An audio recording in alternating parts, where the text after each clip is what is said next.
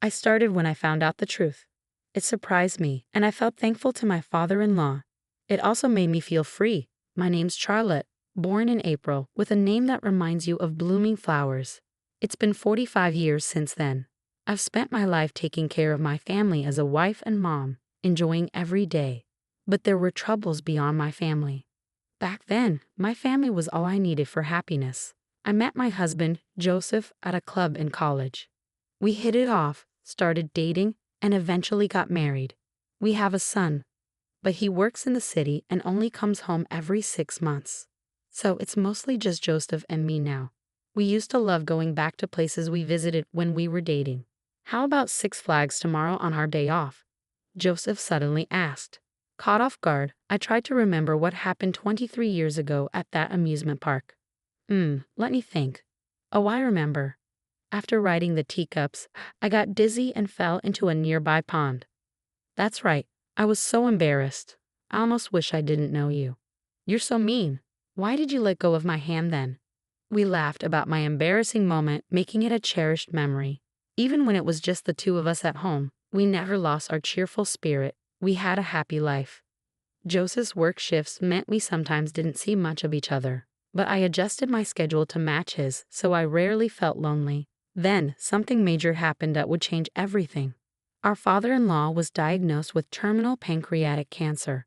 The surgery was tough, and the chances of survival were very low. It was a terrible illness. Both Joseph and I were filled with anger, clenching our fists in frustration. When a loved one gets seriously ill, you feel lost, not knowing what to do. Joseph's sister lived in the next town over, but she didn't know about this yet. Joseph decided to call her. After 7 rings, a loud, shrill voice answered the phone. Why are you calling at this hour? I'm busy making dinner, she grumbled when Joseph called her. We need to talk about something important. We'll come over tomorrow evening, Joseph replied, ignoring her complaints. Even though she wasn't thrilled about the sudden visit, there were more important things to worry about. After giving her the necessary information, Joseph hung up. Normally, Joseph didn't pay much attention to his carefree sister-in-law. She rarely showed up at family events and didn't really get along with him. But this time was different. The next day, we quickly took time off and went to her house. When we rang the doorbell, her husband, who wasn't the friendliest person, answered first. He opened the door with a stern expression, giving us an intimidating look. It wasn't a welcoming sight. In the living room, she gave us a cold stare. Even though we hadn't seen each other in 6 months, she treated us worse than strangers. Amidst the tension, Joseph fixed his intense gaze on her. As he told her about their father's illness, she said something shocking. So what?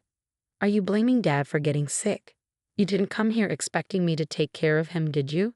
Instead of feeling sad about her father's illness, she seemed more worried about inconvenience to herself. It was the first time I saw a daughter disrespect her sick father like that, and I felt embarrassed for her as a fellow human being. My anger rose, and even my parents, who had planned to speak calmly, were getting frustrated. That's too much. You're his daughter, aren't you? Even if a loved one is suffering, you can't be so cold. If the situation were reversed, you would definitely be upset. I hoped she would think about what I said and calm down. But I was wrong. Don't lecture me. There's no rule saying I have to care for him just because I'm his daughter. If you're so worried, why don't you do it? Joseph is his child too. True, Joseph is also his father's child, so it's unfair to expect his sister to shoulder all the responsibility when she's being so irresponsible. I thought she should step up and help out during this tough time. But people like her are good at finding excuses.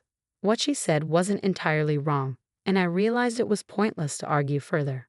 So I let it go, even though we didn't want to league our father-in-law to his daughter, who clearly didn't want to deal with it. As a working couple, we didn't have the time. Unlike her, I found fulfillment in my job, and if Joseph had to quit, it would strain our finances. As I weighed my options, my sister-in-law revealed her trump card with a smug look on her face. Hey, Charlotte, you have a nursing certification, right? You know more than me, a total amateur. It'd be best if you took care of him. Patients feel better with a professional, don't they? I had worked as a certified nursing assistant, CNA, in a nursing home 15 years ago and got certified so I could care for my parents if needed, since I'm an only child. Knowing it would be pointless to argue with my sister-in-law further, we decided to go home and think things over. I'm sorry you have such an uncaring and troublesome sister-in-law. She's not the type to listen even if I spoke up, so I didn't say anything. It's all right. I knew no matter what you said, it wouldn't change anything. It's not your fault, Joseph. What should we do? I asked. I know you love your job, and I don't want to take that away from you just because my dad got sick. But seeing Joseph care so much about me made me happy. Unlike my sister, I'm not heartless. I want to cherish every moment with my dad, Joseph replied. Don't worry about me. I'll figure out my job situation later. What matters most is that I met you because of your dad. I'm grateful for that, I said, holding Joseph's hand as I saw the regret in his eyes. Let's face this together, I continued, seeing Joseph's expression lighten a bit. The biggest problem here is money, right? While talking with Joseph, we discovered that my father-in-law had only signed up for the cheapest insurance available. That meant we have to pay for most of his care out of our own pockets. Well, his daughters definitely won't offer to chip in, Joseph said. They should be contributing more if they're not going to help take care of him. Their lack of reliability was disheartening, even though I hadn't expected much from them to begin with. Taking care of a sick person requires finding motivation when you're at your lowest. It's not an easy task. It felt like a battle with myself. The next day, I made the tough decision to leave my job in the bar kitchen, where I enjoyed working with the younger staff. When I explained the situation, everyone understood, though they were disappointed to see me go. Please come back when you can, they said. Their words gave me strength and became my motivation for the challenges ahead. With that, I headed straight to the hospital where my father-in-law was waiting. When I arrived, I saw my father-in-law sitting quietly with his back to the entrance. I couldn't tell if he was looking out the window or sleeping, but his loneliness and sadness were palpable, and I couldn't find the right words to speak. After about 30 seconds, I took a deep breath and approached him. As I tried to gather my thoughts, my father-in-law spoke first. Charlotte, thank you for coming. I'm sorry to be such a burden, my father-in-law said, his face softening as he greeted me. Then a look of worry crossed his face, his expression darkening. Despite his illness, he was so considerate. It angered me that his own daughter, my sister-in-law, couldn't be bothered to be here. Please let me know if there's anything I can do for you, I replied. I knew I couldn't understand the pain of his illness, but I wanted to support him as best as I could. After finishing my morning tasks, I made the 40-minute journey to the hospital every day. I used to drive to work, but now I took the bus to spend more time with my father-in-law, even if it meant less sleep. The bus rides were calming, giving me a brief break and some energy for the tough days ahead. As I watched my father-in-law's health decline, I poured my heart and energy into making him comfortable. The medical procedures, like IVs and medication, were necessary but complicated. Unlike a simple IV for a cold, he needed a catheter placed near his heart through surgery below his collarbone. It was distressing, but it was the best we could do since he wasn't a candidate for surgery. Try this, I said, handing him a Walkman. My father-in-law loved karaoke and used to practice daily, but his hospitalization had stopped that. I wanted him to keep his passion for music alive, so I loaded his favorite songs onto the Walkman as a gift. He put on the headphones and pressed play. Instantly, his face lit up with joy. I thought I wouldn't be able to listen to music anymore. Thank you so much. Now I have to win another karaoke competition when I get discharged, my father-in-law said with a smile. I felt a bit relieved. Despite the unfamiliar hospital environment and tough daily treatments, he never complained. In fact, he seemed more worried about me. Sorry for causing you trouble and expenses. I wish we had traveled more with you and Joseph. I've always wanted to go to that place, he said, showing me a picture on his phone. It was a field full of lavender flowers. Wow, that's beautiful, I exclaimed. This place used to be just a field, but now it's turned into such a beautiful spot because of urban development. Lavender is my favorite flower. My father-in-law's eyes sparkled. I wished for his recovery even more urgently. From then on, I decided to stop by a florist before going to the hospital for my father-in-law, who loved flowers. After you left, I felt lonely, but having flowers around changes things. I found myself talking to the flowers, and the nurses looked at me like I was strange. We shared a good laugh over this. 2 weeks later, a feeding tube was attached to my father-in-law, who had been eating normally until then. His body was visibly turning more yellow, and his voice calling my name lost its energy. I had to suppress my fear and act strong, which was tough. I hadn't expected him to become bedridden in just 2 weeks after the cancer diagnosis. The disease's severity weighed heavily on me. I wanted to say, "Stay strong, Dad," but I knew he would be the most frustrated. He probably didn't want to admit that he was weak and would blame his body for not cooperating. His occasional smile showing strength was a relief for me. I often excused myself to the restroom, unable to hold back my tears. After washing my face with cold water to calm down, I returned to his room. Joseph also spent quality time with his father during breaks or days off. I found solace in alone time at a cafe in the hospital. Father-in-law seemed happier when talking with his son, so I made sure they had plenty of time together. An hour later, when I returned to the room, they were discussing insurance money. "I want my modest insurance money to go to Charlotte, who's taking great care of me," father-in-law said, turning towards me. He had changed the beneficiary to ensure that I would receive the money if something happened to him. Then the door flung open with a bang, and my sister-in-law stormed in, hurling abuse. "I heard your conversation.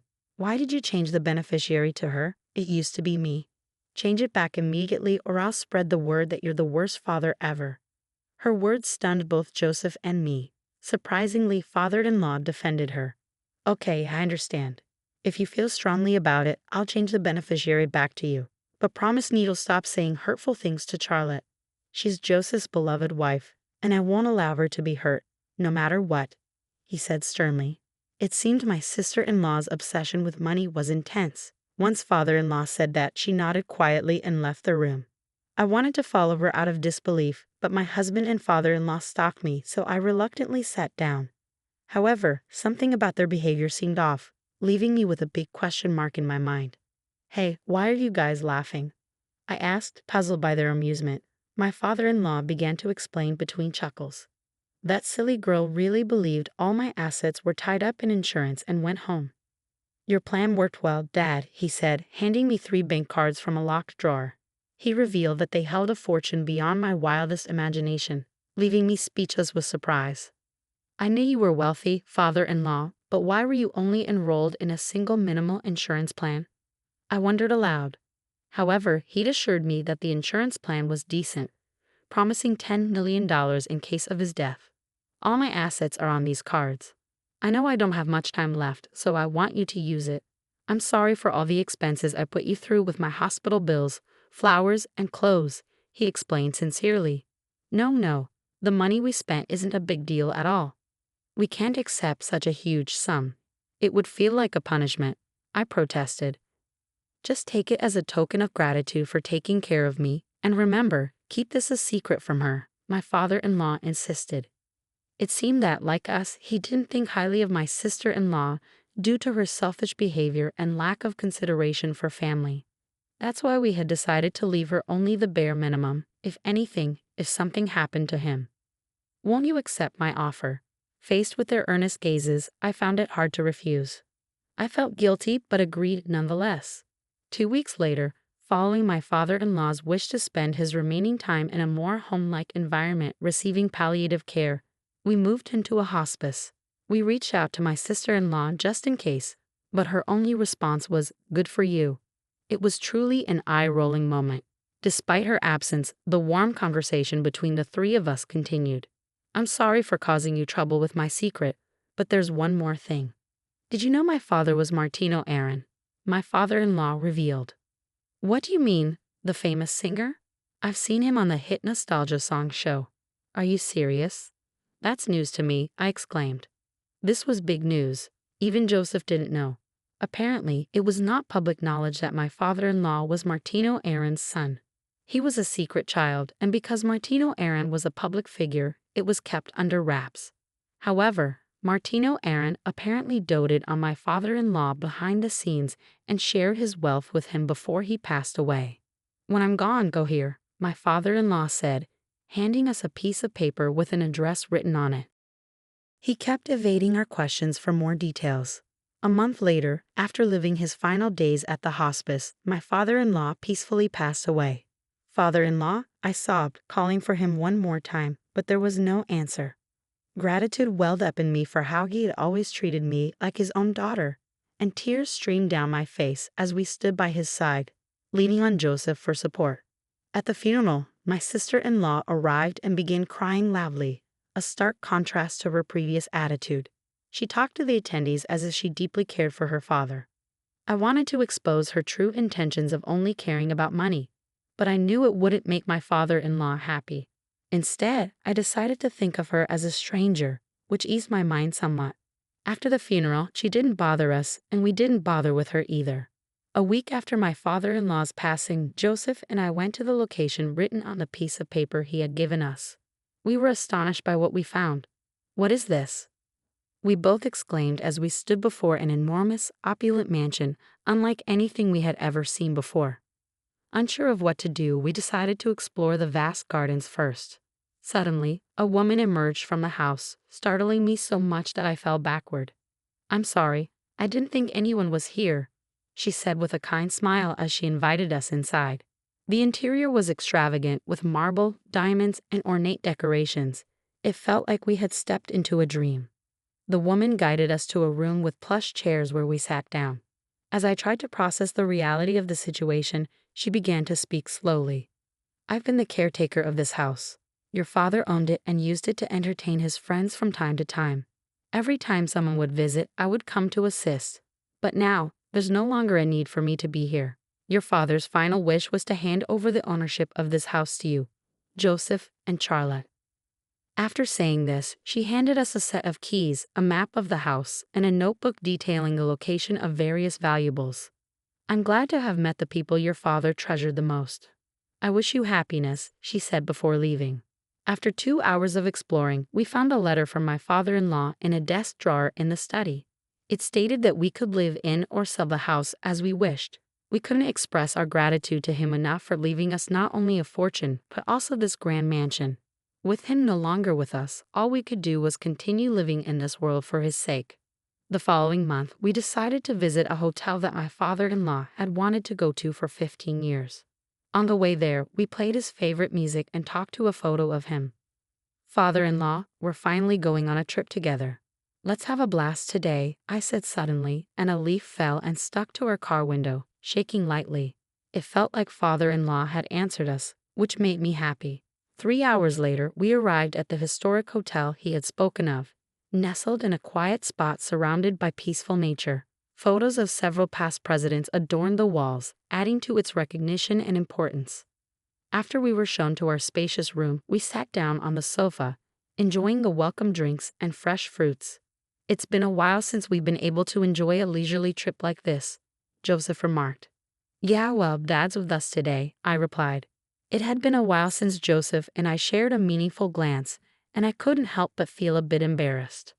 After indulging in the spa and exploring the hotel, it was finally time for the meal we had eagerly awaited since we had ordered for 3. The room service staff, upon delivering our meal, was quite surprised when we explained the situation. They nodded in understanding with a kind smile. After reminiscing about my father-in-law for a while, they even offered us a complimentary bottle of wine. "This is delicious, just like Dad would say," I exclaimed. I wasn't used to drinking much, so I got a bit tipsy that day, and my memory became a bit hazy.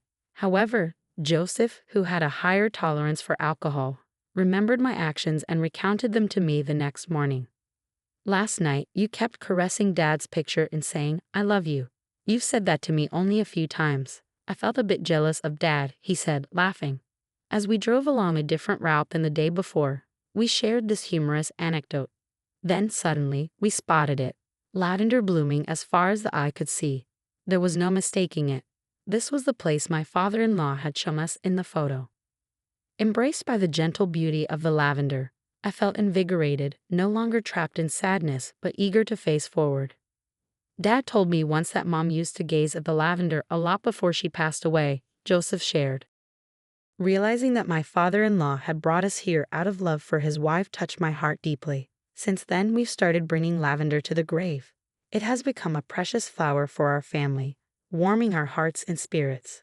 Once we return to our normal lives, we begin spending our weekends in the luxurious house my father-in-law left us. Thanks to this, every week felt like a vacation. My love for Joseph deepened and my gratitude to my father-in-law overflowed. I can't count how many times tears of joy soaked my clothes. Fast forward a month later, It was a weekday around 7 p.m. After Joseph came home and took a bath. I was preparing dinner when the doorbell rang. When I checked the monitor, I saw my sister-in-law. She rarely comes to our house. I wanted to pretend we weren't home, but with Joseph's car in the driveway and the lights on, that wasn't possible. As I hesitated, my impatient sister-in-law began pounding on the door. Worried about the neighbors noticing, I quickly turned off the stove and hurried to the door. As soon as I opened it, she started yelling before the door fully closed. "Where the hell are you two?" "On the weekend." It seemed she had come to our house over the weekend, but Joseph and I weren't there. I couldn't tell her why, so I remained silent as she glared at me threateningly. All right, come this way," I said, leading her to the living room. I didn't want her lingering at the front door, so I intended to let Joseph handle her. Just then, Joseph, fresh from his bath, appeared at the entrance, and I sighed in relief. "What brings you here around dinner time?" Joseph asked straightforwardly. As I watched them, he led her to the living room, and the conversation continued. "I came to light incense for Dad at the family altar over the weekend, but you two were nowhere to be found," she said self-righteously. Her tone still irked me. Then, out of the blue, Joseph dropped the bombshell. "I actually spent my weekend dating Charlotte, trying to pass on all the love that Dad gave me. Sorry if this doesn't sit well with you. A sister who has to deal with her husband being lovey-dovey with another woman," Joseph said. My voice and sister-in-law's overlapped in shock. "What?" she exclaimed. Sister-in-law was visibly shaken by this unexpected revelation. "There's no way." "What are you talking about?" "There's no way he could be interested in any other woman but me," sister-in-law protested. Immediately after, Joseph took out his mobile phone from his pocket and showed a picture to sister-in-law. Curiosity piqued, I peeked at the photo, and sure enough, it was sister-in-law's husband arm in arm with another woman. Sister-in-law's fury and sadness reached the peak, and she seemed to stop caring about me and Joseph. As soon as she got the picture forwarded from Joseph, she stormed off. The next day and the day after, when I asked Joseph, who didn't talk about sister-in-law, what happened to the couple, he said he didn't know because he had blocked sister-in-law's contact. "I don't consider her a sibling anymore. All I want is to live a peaceful daily life with you," Joseph said. Fast forward a month later, while out shopping with Joseph as usual, we bumped into a neighbor from where sister-in-law lived. Apparently, the sister-in-law couple was in the midst of divorce discussions, with the husband completely out of love with sister-in-law and a reluctant sister-in-law still not wanting to split despite the infidelity. As much as it sounds like a tough situation, I've decided to stop worrying about sister-in-law and just focus on living my own life. As long as I have Joseph, I have nothing to fear. Father-in-law always used to say the key to happiness is to laugh a lot and think out loud. I'm going to go back to my old job soon, but I plan on adhering to father-in-law's advice and enjoying life to the fullest, even for father-in-law's sake. Joseph and I both love to sing, and we've promised to participate in a karaoke competition together. Our goal: to make it to the same podium that father-in-law did, to reach the top as we let our singing voices resonate towards the heavens.